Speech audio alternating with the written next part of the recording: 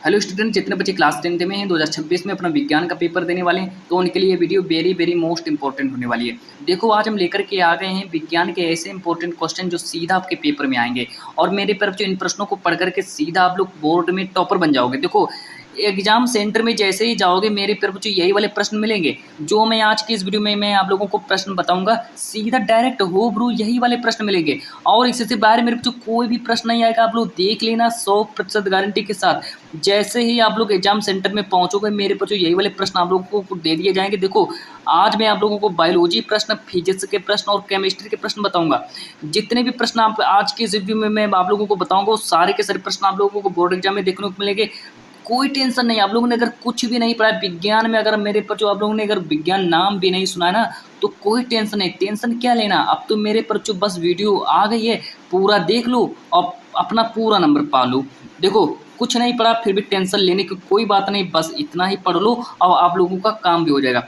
मेरे पर जो मेरी आप लोगों से 100% गारंटी है कि जब आप लोग इन प्रश्नों को पढ़ लोगे तो मेरे पर जो एक बार अगर एग्जामिनर का बाप भी अगर जमीन पर उतर आए ना तो वो भी इन प्रश्नों को आने से नहीं रोक पाएगा। ये मैं आप लोगों से 100% कह सकता हूँ, गारंटी के साथ कह सकता हूँ और मैं लिख करके कह सकता हूँ कि मेरे बच्चे जो आप लोग इन प्रश्नों को तैयार कर लोगे, एक भी प्रश्न आप लोगों को बोर्ड एग्जाम में छोड़कर नहीं आओगे। आप लोग सीधा टॉपर बनोगे और सीधा डायरेक्ट आप लोग अपने बच्चों अपना जहाँ पर आप लोग एग्जाम सेंटर में बैठे होंगे वहाँ पर पहले टॉपर आप ही बनोगे। सीधा माला आपके ऊपर चढ़ेगा, आप लोग सीधा डिस्ट्रिक्ट टॉपर बनोगे और पहला माला मेरे पर जो आपके ऊपर ही चढ़ेगा, है ना। इस बात की मेरी 100% गारंटी है कि आप लोग सीधा टॉपर बनोगे। जहाँ पर आप लोगों के 75% नंबर आ रहे होंगे वहीं पर आप लोगों के 95% नंबर आ रहे होंगे। ये मेरी आप लोगों से 100% गारंटी है। पूरा पूरा वीडियो देखा करके जाना, मेरी 100% गारंटी है, एक भी प्रश्न छोड़कर नहीं आओगे। बस देखो, अब यहाँ से देखो समझो, बायोलॉजी के जितने भी इंपॉर्टेंट प्रश्न बनते हैं, बायोलॉजी के जितना भी बहुकल्पी प्रश्न है, लघुत्तरीय प्रश्न है, वो मैं आज के इस वीडियो में मैं आप लोगों को बताने वाला हूँ। केमिस्ट्री के जितने भी इंपॉर्टेंट बहुकल्पी प्रश्न है और लघुत्तरीय प्रश्न बनते हैं वो मैं आप आज के इस वीडियो में बताने वाला हूँ। और इसके साथ ही साथ में जो आप लोगों का जो भौतिक विज्ञान है, भौतिक विज्ञान के जितना भी बहुविकल्पी प्रश्न है और लघुत्तरीय प्रश्न है वो सब कुछ मैं आप लोगों को बताऊंगा। तो आप लोग समझ सकते हैं कि कितनी इंपॉर्टेंट वीडियो होने वाली है। आप लोग यहाँ से अंदाजा भी लगा सकते हैं ना, आप लोगों को तो पता ही चल गया है कि कितनी कितनी इंपॉर्टेंट वीडियो। तो चलिए एक एक करके सभी के सभी प्रश्नों को स्टार्ट करते हैं। तो आप लोग क्या करिए, इन प्रश्नों को नोट करते चलिए। तो नोट नहीं करोगे तो आप लोगों के लिए दिक्कत हो जाएगी, है ना, क्योंकि यही सब प्रश्न आएंगे और यही सब पूछे ही जाएंगे। तो आप लोग अब क्या दिक्कत है मेरे, अब आप लोग इतना ही पढ़ लो और इतना ही आप लोगों के लिए काफ़ी है ना। बस देखो, पहला प्रश्न पूछा गया है कि शुद्ध जल का पीएच मान कितना होता है। तो सीधा जैसे ही प्रश्न है 7 को सही कर देना। शुद्ध जल का पीएच मान कितना होता है, 7 होता है। बहुत सब कुछ पढ़ाऊंगा, डीपली पढ़ाऊंगा, बिल्कुल यही आएगा और इससे बाहर कुछ नहीं आएगा। बिल्कुल आप लोग बस इतना ही बस विश्वास रखो और यही सब कुछ पूछा जाएगा, इससे बाहर कुछ नहीं आएगा। अब देखो अगला प्रश्न नंबर सेकंड कि 1 बिलियन में हाइड्रोक्साइड आयन 1 × 10⁻⁻12 मोल प्रति लीटर है। इस बिलियन का पीएच मान कितना होता है। Very very most important question है मेरे, तो दोनों के दोनों प्रश्न आपको बोर्ड एग्जाम में देखने को मिलेंगे। मेरी 100% गारंटी है कि दोनों के दोनों प्रश्न जरूर आएंगे पेपर में और दोनों ही प्रश्न आएंगे। देखो, इसका राइट आंसर हो जाएगा 2 ऑप्शन। जैसे ही पेपर में सीधा 2 को क्लिक कर देना, है ना। सबसे पहले आप ही क्लिक करना, अगर आप लोग क्लिक करेंगे तो पहले टॉपर आप ही कहलाएंगे। इस बात का ध्यान रखना। प्रश्न नंबर 3 देखेंगे कि धामन सोडा का रासायनिक नाम क्या होता है। धामन सोडा का रासायनिक सूत्र क्या होता है, सीधा डायरेक्ट लगा देना, Na2CO3 को सही कर देना, है ना। ये हमारा प्रश्न नंबर 3 है। प्रश्न नंबर 3 करेंगे धामन सोडा का रासायनिक नाम क्या होता है, रासायनिक सूत्र, तो Na2CO3 होता है। अब देखो प्रश्न नंबर मेरा अगला है, प्रश्न नंबर 4 को देखेंगे मेरे प्यारे बच्चों। प्रश्न नंबर 4 देखो क्या कह रहा है। प्रश्न नंबर 4 हमसे कह रहा है कि निम्न में से कौन सी धातु ठंडे जल में अभिक्रिया करके हाइड्रोजन गैस देती है। अब ऐसे कौन सी धातु है जो ठंडे जल से अभिक्रिया करती है और सीधा डायरेक्ट हमको वो हाइड्रोजन गैस दे देती है। तो पोटेशियम को याद रखेंगे। पोटेशियम जैसे ही प्रश्न आए तो पोटेशियम को बिल्कुल एकदम सही कर देना है, बिल्कुल एकदम क्लिक कर देना पोटेशियम पर, है ना। अब प्रश्न नंबर 5 देखो, बहुत जरूर आएगा, ये सभी प्रश्न आएंगे और एक भी प्रश्न आप लोग छोड़कर नहीं आओगे, ये मेरी आप लोगों से 100% गारंटी है। जब आप लोग पूरा का पूरा वीडियो ही देख लोगे तब क्या दिक्कत, अब तो आप लोगों का पूरा पूरा नंबर ही पक्का हो गया। अब टेंशन लेने की क्या ही दिक्कत, अब तो सब कुछ एकदम क्लियर हो गया, अब तो सब कुछ पक्का हो गया आप लोगों का, बिल्कुल एकदम एक भी नंबर नहीं छोड़ कर आओगे। प्रश्न नंबर 5, निम्न में से कौन सी धातु अम्ल से क्रिया हाइड्रोजन विस्थापित नहीं करती है। तो मेरे पर जो कॉपर को याद रखेंगे, है ना। तो देखो यहाँ पर आप लोगों के स्कोर जो है 5 नंबर स्कोर पहुंचा। यहाँ से आप लोगों का 5 नंबर देखो पूरा पक्का हो गया। अच्छा, 5 नंबर के बाद फिर हम अगला प्रश्न देखेंगे। प्रश्न नंबर जो मेरा अगला है, प्रश्न नंबर अगला देखेंगे प्रश्न नंबर 6 के बारे में बात करते हैं कि एसीटोन का आईयूपीएसी नाम क्या होता है। एसीटोन का आईयूपीएसी नाम क्या होता है, तो मेरे बच्चों सब कुछ देखो डीपली पढ़ाएंगे। और यहाँ पर हमारा जो राइट आंसर हो जाएगा प्रोपिनोन को सही कर देना, प्रोपिनोन को सही कर देना। तो एसीटोन का रासायनिक नाम क्या होता है, प्रोपिनोन को सही कर देना। बिल्कुल 100% लिख कर लो, डबल स्टार भी बना लो, ट्रिपल स्टार बना लो, जितने स्टार मानो उतने स्टार बना लो, लेकिन जरूर आएगा। प्रोपिनोन को सही करने के बाद फिर मेरा अगला है प्रश्न नंबर 7। प्रश्न नंबर 7 कह रहा है कि प्रकाश अभिक्रिया होती है, तो प्रकाश अभिक्रिया किसमें होती है। ए ऑप्शन दिया माइटोकॉन्ड्रिया, बी ऑप्शन दिया हरित लवक के ग्रेना में, सी ऑप्शन दिया राइबोसोम में, डी ऑप्शन दिया हरित लवक के स्ट्रोमा में। मेरे पर जो बी ऑप्शन को सही कर देना बिना किसी डर के और बिना किसी डर के, है ना। तो प्रकाश अभिक्रिया होती है हरित लवक की ग्रेना में। बिल्कुल आप लोग राइट आंसर हो जाएगा, इसको सही कर देना, एक भी नंबर नहीं कटेगा, पूरा 20 में 20 नंबर मिलेगा। और लघुत्तरी प्रश्न तो आपका पूरा ही सही हो जाएगा, लघुत्तरी प्रश्न तो गलत ही नहीं होगा, इस बात की मेरी 100% गारंटी है। अगला प्रश्न नंबर 8 देखो कि पादपों में वायु प्रदूषण कम करने वाली प्रक्रिया क्या कहलाती है। तो पादपों में वायु प्रदूषण कौन कम करता है, तो याद रखना प्रकाश संश्लेषण को सही कर देना, प्रकाश संश्लेषण को सही कर देना। एक नंबर फिर मिल गया। देखो यहाँ से आप लोगों का स्कोर पूछा 8 नंबर पक्का हो गया, मतलब मैं पूरा का पूरा 20 नंबर पक्का करा दूंगा, पूरा बायोलॉजी फिजिक्स केमिस्ट्री सब कुछ मिलाकर एक ही वीडियो में खत्म कर दूंगा। अब क्या दिक्कत, अब क्या टेंशन लेना, अब तो प्रश्न मिल ही गए, अब तो सब कुछ आप लोग तैयार कर लो। प्रश्न नंबर 9 देखो क्या कह रहा है। प्रश्न नंबर 9 कह रहा है कि निम्न में से कौन विषम पोषी नहीं है। तो विषम पोषी कौन नहीं है, तो मनी प्लांट को सही करना। तो मनी प्लांट जो है विषम पोषी नहीं है। और प्रश्न नंबर 10 को देखेंगे कि मनुष्य के दूध के दांतों की संख्या कितनी होती है, मतलब कि मनुष्य में दूध के दांतों की संख्या कितनी होती है। मेरे प्यारे बच्चे बी आप मतलब 20 को सही कर देना। कई बच्चे क्या करते हैं गलती से 32 को सही कर देते, एक नंबरों का कट जाता है, तो ये गलती नहीं करनी है ना। अगला देखो प्रश्न नंबर 11। प्रश्न नंबर 11 देखो विटामिन सी, विटामिन सी का अच्छा स्रोत क्या होता है, जो खट्टा होता है वह विटामिन सी का अच्छा स्रोत होता है। तो आप लोग संतरे को सही कर देना। तो प्रश्न नंबर 11 के बाद अब हम देखेंगे प्रश्न नंबर 12 को। प्रश्न नंबर 12 कह रहा है कि फेफड़ों में शुद्ध रक्त कहाँ से आता है। तो फेफड़ों में शुद्ध रक्त मेरे पैर बच्चों बाएं अलिंद में आता है, तो इसको आप लोग सही कर देंगे। अब प्रश्न नंबर 13 देखो हमसे क्या कह रहा है। प्रश्न नंबर 13 हमसे कह रहा है कि शुद्ध रुधिर को शरीर के विभिन्न भागों में कौन ले जाता है। तो शुद्ध रुधिर को शरीर के विभिन्न भागों में मेरे पैर पर जो जैसे ही आए आप लोग महाधमनी को क्लिक कर देना और एक नंबर आपको क्लिक से मिल जाएगा। आगे देखो बात करते हैं प्रश्न नंबर 14 के बारे में। प्रश्न नंबर 14 देखो क्या कह रहा है। प्रश्न नंबर 14 कह रहा है कि बोमेन संपुट भाग है। तो बोमेन संपुट किसका भाग है। देखो 4 ऑप्शन दिए गए हैं, लेकिन 4 में से आप लोगों को वृक्क नलिका को भी याद करना है। बस आप लोग वृक्क नलिका को तैयार कर लेंगे तो एक नंबर फिर मिल जाएगा आप लोगों को, और 14 नंबर आप लोगों का स्कोर पहुंच गया। आगे देखो प्रश्न नंबर 15 के बारे में बात करते हैं। प्रश्न नंबर 15 देखो कि वायु के सापेक्ष माध्यम का अपवर्तनांक अधिकतम होता है।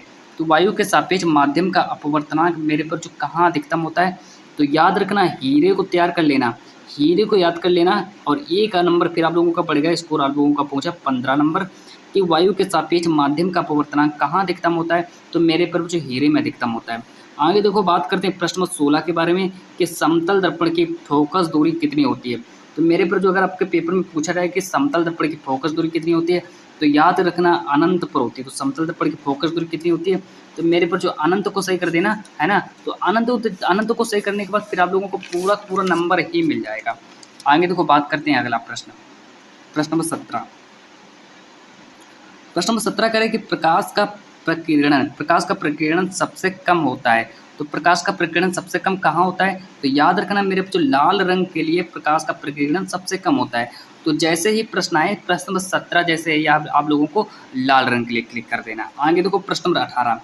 प्रश्न नंबर 18 कह रहे कि इनमें से किस दर्पण का दृष्टि क्षेत्र अधिकतम होता है। इनमें से किस दर्पण का दृष्टि क्षेत्र अधिकतम होता है, मेरे पर जो प्रश्न नंबर 18 है वेरी इंपॉर्टेंट क्वेश्चन है।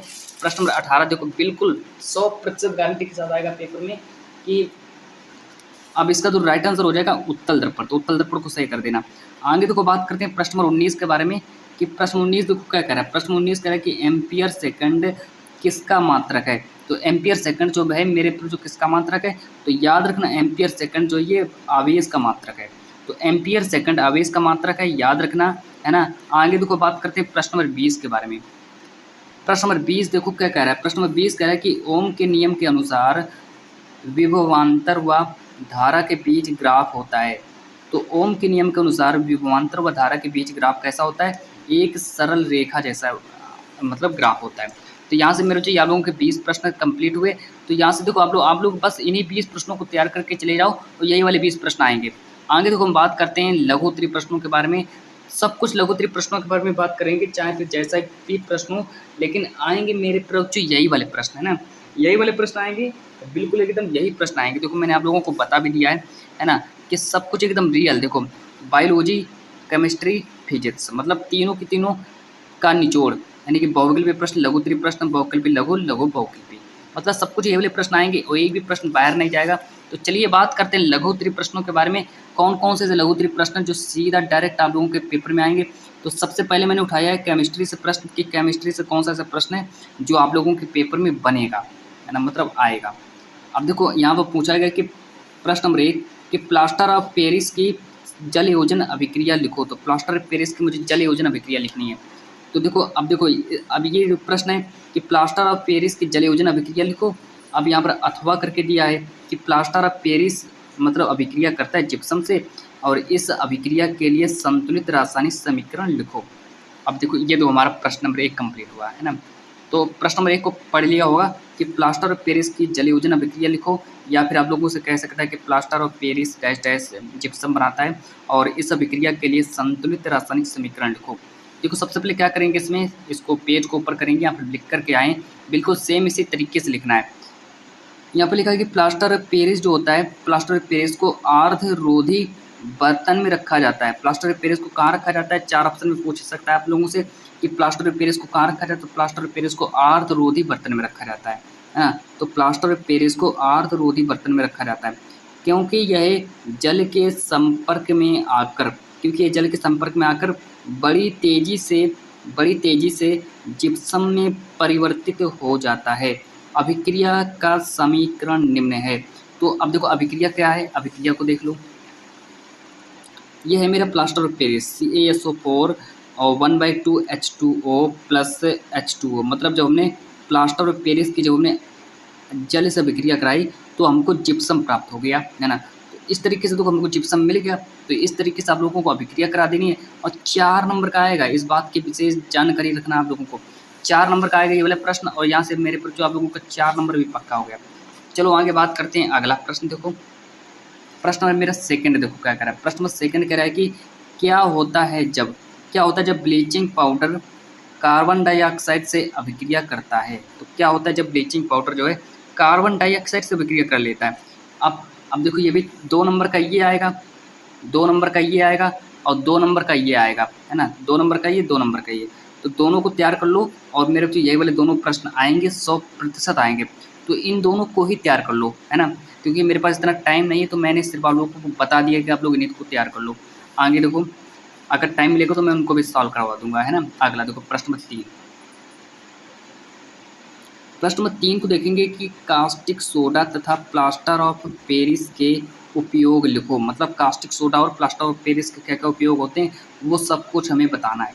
तो यहाँ पर लिखेंगे ANS आंसर कि कास्टिक सोडा के उपयोग। कास्टिक सोडा का पहला उपयोग देखो क्या है। सबसे पहले तो कास्टिक सोडा का उपयोग लिखेंगे तो 2 नंबर इसका मिलेगा, और फिर हम जब प्लास्टर ऑफ पेरिस का उपयोग लिखेंगे तो 2 नंबर इसका मिलेगा। तो सबसे पहले हम कास्टिक सोडा का उपयोग देख लेते हैं। तो कास्टिक सोडा का उपयोग कौन कौन से हैं, साबुन और डिटर्जेंट के निर्माण में, साबुन और डिटर्जेंट के निर्माण में, और दूसरा है कि ऊर्जा के क्षेत्र में। तो ये हमारे कास्टिक सोडा के दोनों उपयोग हो गए। अब आगे देखो प्लास्टर ऑफ पेरिस के उपयोग। प्लास्टर ऑफ पेरिस के उपयोग देखो क्या क्या होते हैं। पहला उपयोग है शल्य चिकित्सा बनाने में, दूसरा उपयोग है मूर्तियाँ एवं खिलौने बनाने में। तो ये हमारे 2 देखो उपयोग हो गए, कास्टिक सोडा और प्लास्टर ऑफ पेरिस के दोनों उपयोग हो गए। बिल्कुल सेम यही प्रश्न आएगा, और एक भी प्रश्न मेरे जो बाहर नहीं जाएगा, सब कुछ रियल एकदम यही प्रश्न आएंगे। होब्रू यही प्रश्न आप लोगों को पेपर में देखने को मिलेंगे, सब कुछ रियल एकदम। आगे देखो बात करते हैं बायोलॉजी के बारे में। बायोलॉजी के यहाँ पर देखो लघु उत्तरीय प्रश्न लेकर के आए हैं। तो बायोलॉजी में देखो क्या करना है। बायोलॉजी के बारे में अगर बात करें तो बायोलॉजी में देखो लार में पाए जाने वाले एंजाइम का नाम लिखिए। लार में कौन सा एंजाइम पाया जाता है और बताइए इसके क्या कार्य हैं। तो यहाँ पर हमको बताना है, 4 नंबर का पेपर में आएगा कि लार में कौन सा एंजाइम पाया जाता है और इसके क्या कार्य हैं, सब कुछ बताना है। तो पेपर में सीधा 4 नंबर का बनेगा ये वाला प्रश्न। देखो यहाँ से लिखना स्टार्ट करेंगे कि लार में एमिलेस, लार में कौन सा एंजाइम पाया जाता है। तो लार में एमिलेस एंजाइम पाया जाता है जो स्टार्च को ग्लूकोज में और माल्टोज में तोड़ देता है। इस तरीके से आप लोगों को याद रखना है कि लार में एमिलेस एंजाइम पाया जाता है, जो क्या करता है, जो स्टार्च, जो आप लोग आपके अंदर जो स्टार्च जो होता है वो क्या करता है, स्टार्च को ग्लूकोज और माल्टोज में तोड़ देता है ना। अब आगे देखो इसके क्या क्या कार्य होते हैं, हम पर हमसे कार्य पूछा गया कि मानव तथा कुछ अन्य स्तनपोषियों के लार में भी एमिलेस पाया जाता है। मतलब कुछ मानव होते हैं और कुछ स्तनपोषी जो होते हैं उनके लार में भी देखो एमिलेस ही पाया जाता है ना। और जो पाचन में सहायता करते हैं तो एमिलेस एंजाइम का काम क्या होता है, पाचन में सहायता करना। बस इतना ही कार्य लिख देना। आगे देखो प्रश्न नंबर 5 के बारे में।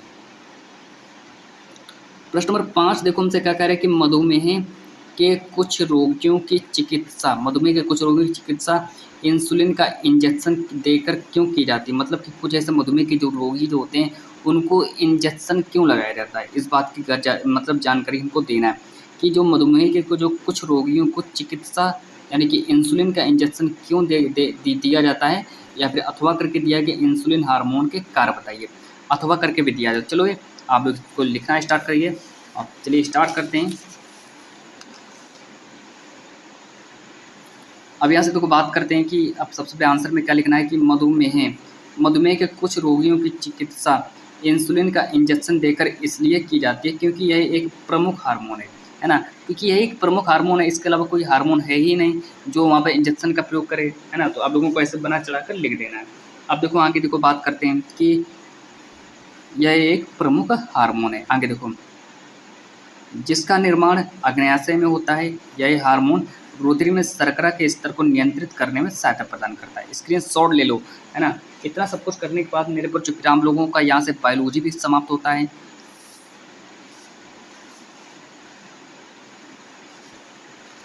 अब देखो यहाँ से स्टार्ट होता है आप लोगों का फिजिक्स। तो भौतिक विज्ञान में देखो क्या करना, भौतिक विज्ञान में मात्र एक ही प्रश्न तैयार कर लेना, लघुत्तरीय प्रश्न, है ना। तो लघुत्तरीय प्रश्न में 4 नंबर का ये वाला आएगा कि 250 वोल्ट 5 एम्पियर फ्यूज वाले परिपथ में 25 वाट के कितने बल्ब जल सकते हैं। मेरे पर जो very very most important question है ना, तो आप लोग इसको सॉल्व कर लेना क्योंकि मेरे पास इतना टाइम है नहीं जो मैं इसको सॉल्व करवा दूँ। लेकिन आप लोग इसको सॉल्व कर लेना, लेकिन मैं इसका आंसर बता देता हूँ। चलो इसका आंसर आएगा 50 आंसर आएगा इसका मेरे पर, जो बस 50 आंसर आएगा, है ना। तो सॉल्व करके चले जाना, बिल्कुल सेम यही वाला सवाल आएगा और इससे पर कोई सवाल नहीं आएगा। देखो 2014 में आया, 2015, 17, 18, 19, 20। तो देखिए मेरे जो मैं इंपॉर्टेंट क्वेश्चन लाता रहूँगा आप लोगों के लिए, बस आप लोग तैयार करते रहना। तो यहाँ से मेरे जो मैं आज की इस वीडियो को इतना ही रखता हूँ और मिलते हैं नेक्स्ट वीडियो के साथ। जब तक के लिए मैं और फिर इम्पोर्टेंट क्वेश्चन लाऊँगा, है ना। तो जब तक के लिए आप लोग इतनी प्रश्न पढ़ डालिए।